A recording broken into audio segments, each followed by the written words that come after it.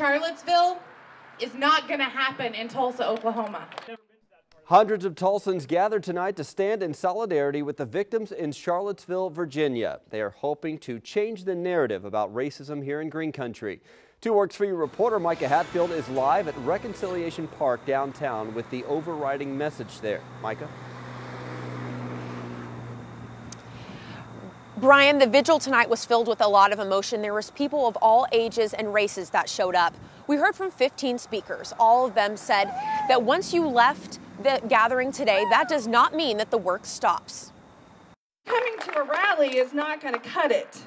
So if white supremacy is overcome, like I said, it will be because white people fought alongside our friends of color, not because we attended rallies and then stayed safely ensconced in our South Tulsa homes, being Oklahoma nice. While hundreds of people gathered to remember the victims in Charlottesville, the message was local. Leaders of churches and activist groups saying we're fighting the same fight we did more than 50 years ago, and it's time for everyone to step up.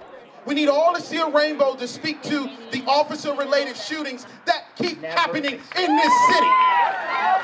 It keeps happening in this city. I love all y'all. Just a little chastisement. We love all y'all, but we need you. In Oklahoma, we no longer have affirmative action. In Oklahoma, this group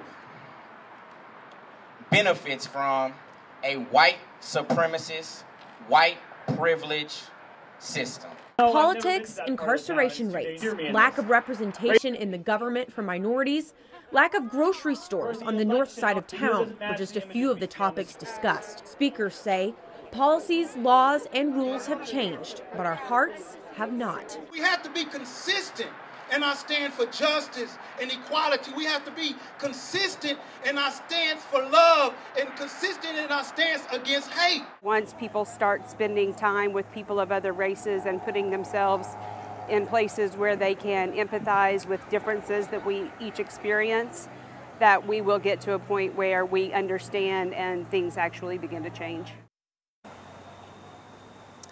These pamphlets were handed out tonight at the vigil with 10 things you can do to stand together. It talks about speaking out against racism and bigotry whenever you can. It also encourages people to speak to elected officials when they see policies that are going to affect marginalized groups. Live in downtown, Micah Hatfield, 2 Works For You.